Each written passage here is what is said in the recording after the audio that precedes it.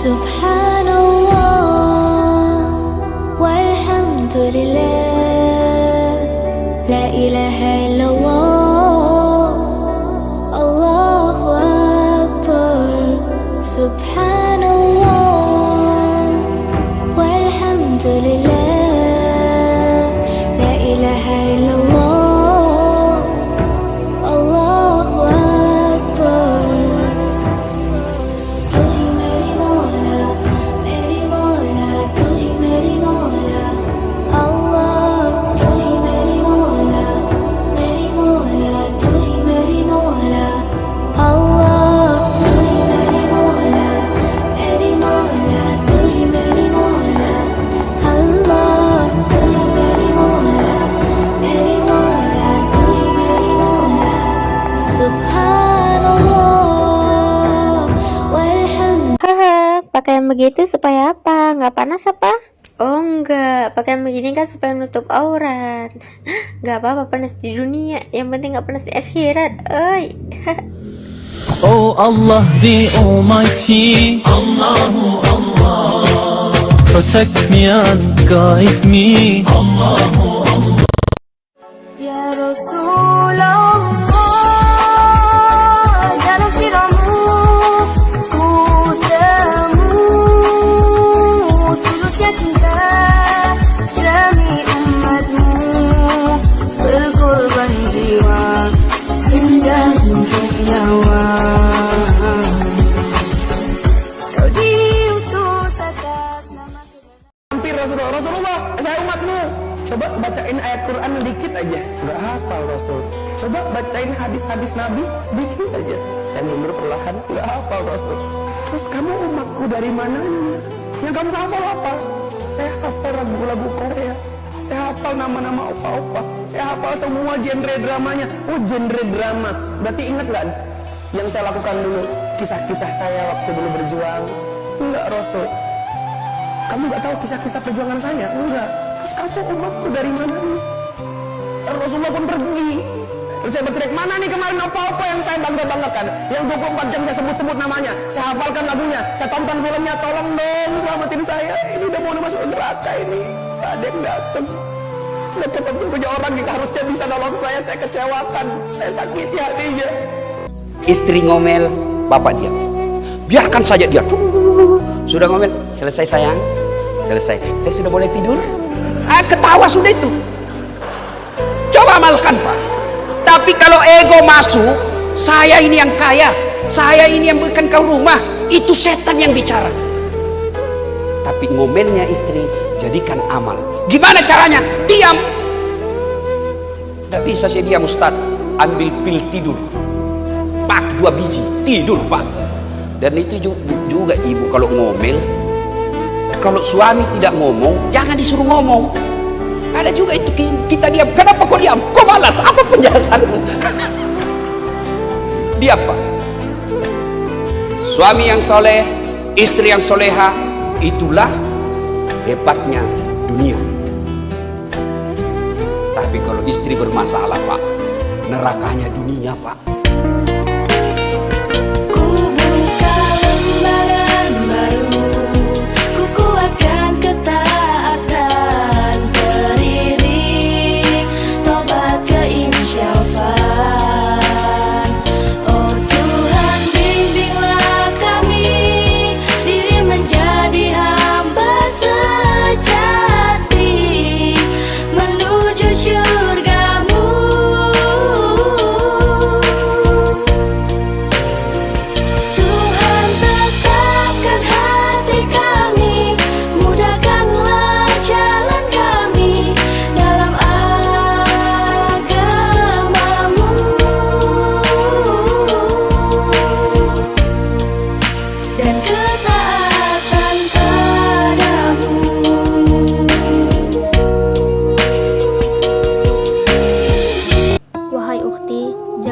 Selegram ya, jika engkau harus menggadaikan wajah cantikmu dilihat sembarang orang, jika kau harus gadaikan tubuh indahmu dipandang banyak orang, biar engkau tidak terkenal di sosial media itu bukanlah hal yang buruk, sebab kelak di akhirat Yang ditanya adalah amalanmu, bukan seberapa banyak followersmu. Karena ketika semakin banyak pandangan yang tergiur denganmu, maka semakin banyak lelaki yang menghayalkanmu. Bila semakin besar hasratnya kepadamu, maka semakin bertumpuk pula dosa-dosamu. Bertasbihlah cinta terukir di hatiku, seindah samudra senja berkilau membentang, cinta yang sejati. Wahai ukhtiku, untukmu yang masih membuka aurat dengan sengaja, wanita itu diperjuangkan harga dirinya oleh Rasulullah SAW dan dimuliakan dalam Al-Quran. Lantas mengapa kau tak mampu untuk menjaga kehormatanmu sendiri, wahai ukhti? Ingatlah, lelaki yang mencintaimu karena keindahan auratmu itu berarti dia hanya menuruti hawa nafsunya. Jika bukan untukmu, cobalah menutup aurat demi keluargamu, terutama orang tuamu. Cobalah berpikir, bagaimana pertanggungjawaban mereka nanti di hadapan Allah. Kalau engkau mengatakan, mengapa orang tua? Kan sudah balik, dosa kan sudah ditanggung sendiri. Itulah, karena mereka telah gagal mendidikmu dengan benar, setiap anak hanyalah titipan, maka haruslah dirawat dan dijaga. Tapi jikalau kau telah menikah, maka yang menanggung adalah suamimu, karena dia telah gagal membimbingmu. Jika bukan untukmu, maka lakukan demi orang-orang yang menyayangimu. Semoga engkau mau menutup aurat ya. Tidak perlu emosi saat mendengar perkataan yang buruk tentang dirimu. Sesungguhnya amarah itu hanya akan menyakiti hati kita sendiri.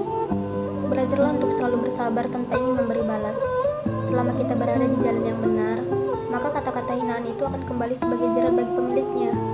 Mereka akan terjatuh dan menelan kata-kata sendiri. Dan kamu tidak perlu repot-repot memikirkan cara bagaimana untuk membalasnya, karena Allah lah yang berhak atas pembalasan itu. Hatimu bukan sampah, jadi buanglah perasaan marah, benci, dan dendam yang ada di dalam hatimu. Berusahalah untuk selalu memaafkan mereka, sebanyak kamu mengharapkan Allah yang memaafkanmu. Wahai manusia yang bernama perempuan,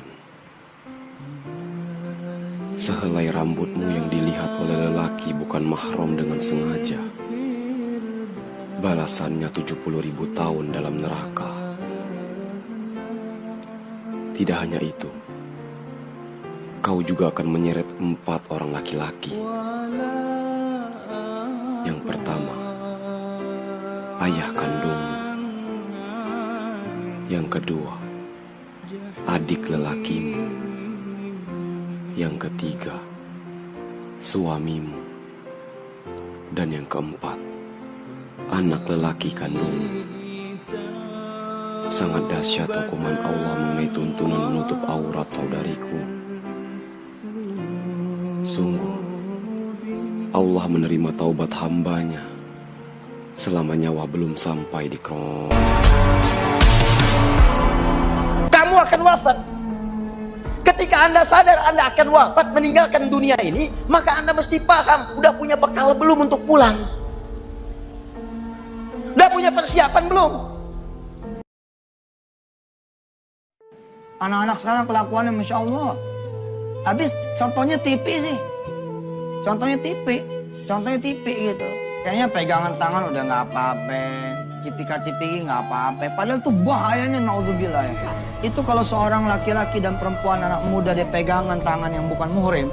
Masya Allah, ibunya tuh dikubur, dibawain batu dari neraka sama malaikat Zabaniyah. Lah malaikat Zabaniyah kan tempatnya di neraka.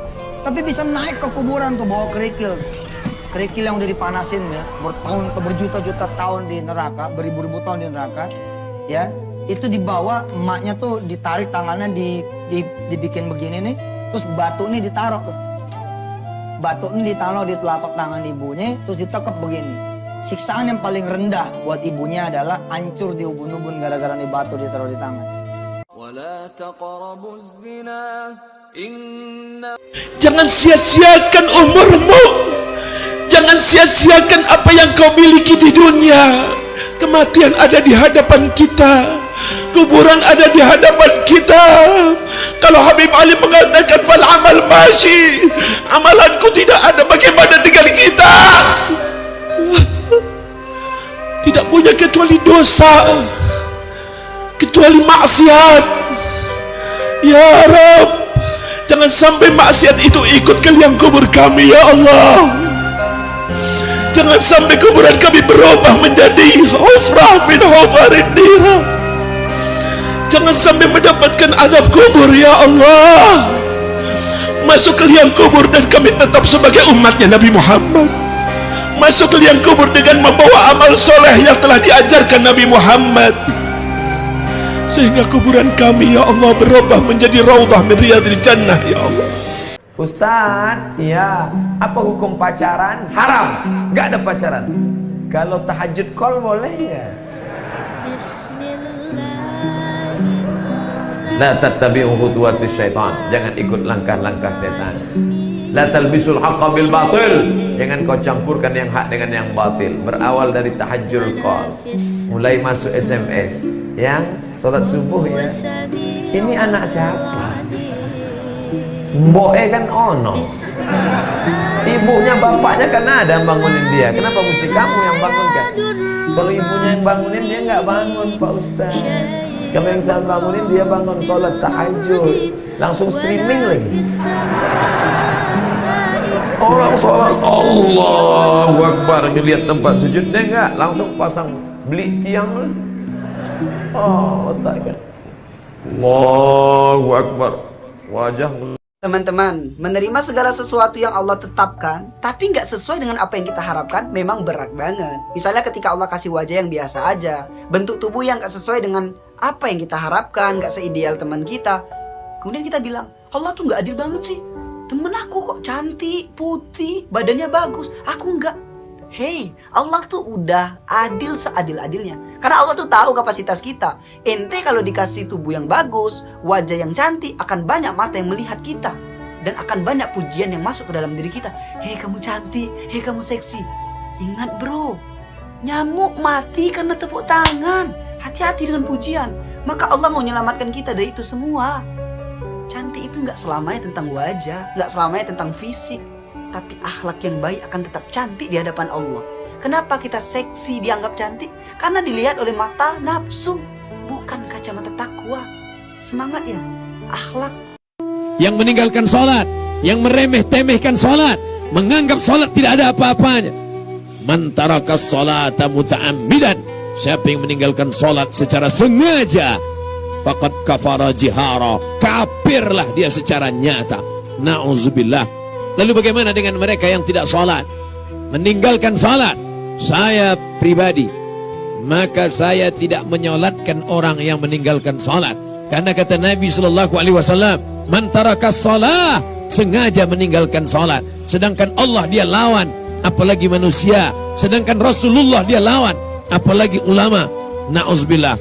Kalau orang yang meninggalkan sholat itu ingkar, mengejek sholat, mengolok-olok sholat, kafir dia. Orang yang kafir 4 gugur, tidak dikafankan, tidak dimandikan, tidak disolatkan, tidak dikubur. Siapakah itu orang yang sakratul maut 6 bulan tak mati-mati? Namanya Mustafa Kemal Atatürk. Siapa dia? Kuburnya di Ankara, Turki. Ketika jamaah mau pergi ke Ankara, mau tanya, Ustaz Somad, kami mau pergi ke Turki, Ustaz titip apa? Mau titip sorban besar? Jangan, hidung saya pesek. Ustaz mau titip jubah besar? Jangan, saya ceramah kemana-mana pakai celana, malamnya aja pakai kain sarung. Hati saya agak cemas sedikit, angin kencang tadi. Ustaz mau titip apa? Kami mau ke Ankara, Turki. Tolong sampai kau di Ankara, kau cari makam kuburan Mustafa Kemal Atatürk. Habis itu kau foto. Karena kawanku waktu di Mesir kuliah dulu dari Turki cerita, katanya Mustafa Kemal Atatürk sakratulnya 6 bulan tak mati-mati. Ketika ditanam di dalam tanah, melompat jenazahnya naik ke atas tanah. Ditanam ke dalam tanah, tak diterima tanah. Akhirnya disemen di atas tanah. Dipoto makamnya, dikirimkan ke nomor WhatsApp saya tengok, memang betul Ustadz, kuburnya di atas tanah gara-gara tak diterima tanah. Gara-gara apa? Karena punya kekuasaan, tapi justru dipakai untuk menghancurkan agama Allah Subhanahu wa ta'ala. Tarekat dibubarkannya, masjid dirubahnya jadi museum, azan tidak boleh pakai bahasa Arab. La haula wala quwata illa billah. Mana dia sekarang? Mati. Fir'aun mampus. Ustadz, janganlah kasar-kasar. Saudara yang dimuliakan Allah, amma zabadu fayadhhabu jufa'a wa amma ma yanfa'un nasa fayamkuthu fil ar. Yang sia-sia, yang maksiat, yang dosa habis mati ditelan masa. Tapi yang bermanfaat kekal abadi sampai hari ini. Mana orang Aceh yang kaya-kaya? Mana orang Aceh yang punya kuasa? Mana orang Aceh yang dulu hebat-hebat? Mana orang Aceh yang emasnya banyak? Hilang ditelan zaman dan masa. Yang kekal abadi mana? Tengku Umar, Cik Ditiro, Cut Nyadin, Syekh Abdul Rauf As-Singkili, Sultan Iskandar Muda. Yang dikenang sepanjang zaman adalah orang-orang yang pernah beramal soleh. Mereka tidak pernah takut pada kehidupan. Tengku Umar, bagi Tengku Umar hidup ini sepele saja. Apa kata dia? Kalau aku mati, berarti aku mati syahid. Kalau aku besok pagi hidup, aku akan minum kopi. Hidup ini bagi mereka tidak terlalu besar. Mereka tidak takut dengan kehidupan.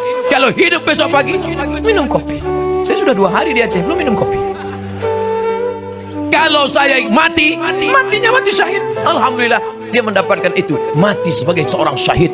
Apa kata Allah? Wala taqulu liman yuqtalu fi sabilillahi amwat. Jangan kau katakan Tengku Umar itu mati. Jangan kau katakan Panglima Polem itu mati. Jangan kau katakan Cut Nyadin itu mati. Jangan kau katakan Cut Mutia itu mati. Mereka tidak mati. Allah mengatakan bal ahya, mereka hidup. Walakin la tash'urun. Kalian yang tak sanggup merasakan kehidupan mereka. Mereka hanya berpisah dari jasad. Stop dulu, kita main HP. Stop dulu. Coba buka Qurannya. Kakak mau semuanya praktek sekarang. Malam ini praktek. Ambil Qurannya, letakkan di wajah kita sekarang. Gak usah ditunda-tunda sekarang. Letakkan di wajah kita. Bayangkan kita sedang talaki, sedang membaca di depan baginda Rasulullah SAW. Coba dibayangkan, diletakkan rasa cinta mahabbah dengan Rasulullah SAW. Dan bayangkan ketika kita membaca tersebut terbata-bata, apa kata Rasulullah? Engkau umatku. Iya ya Rasulullah. Kenapa kau baca terbata-bata? Aku dulu gak pernah baca ya Rasulullah. Terus kau baca apa? Aku baca status orang ya Rasulullah. Aku baca Instagram Rasulullah. Aku baca Facebook ya Rasulullah. Aku baca WA. Astagfirullah, engkau bukan umatku. Bayangin teman-teman. Maka oleh karena itu sekarang kita semuanya muhasabah. Kakak mau semuanya sekarang buka Quran, ambil Qurannya, kemudian minimal sebelum tidur baca surah Al-Muluk. Kakak ijazahkan kepada kalian semua yang mendengarkan kajian online ini dimanapun kalian. Kakak ijazahkan sebelum tidur kalian baca Quran surat Al-Muluk, supaya kita dihindari dari siksa api neraka dan siksa di alam kubur. Hai, assalamualaikum. Kalian nungguin aku nggak? Gas, selesai.